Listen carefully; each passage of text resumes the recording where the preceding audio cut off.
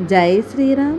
శ్రీ శ్రీ శ్రీ చింతామణి గణపతి దత్తక్షేత్రంలో కార్తీక మాస మహోత్సవములు జరుగుతున్నాయండి. ఉదయం అభిషేకాలు, సాయంత్రం భస్మార్చన చూసి తీరాల్సిందే. చూడండి.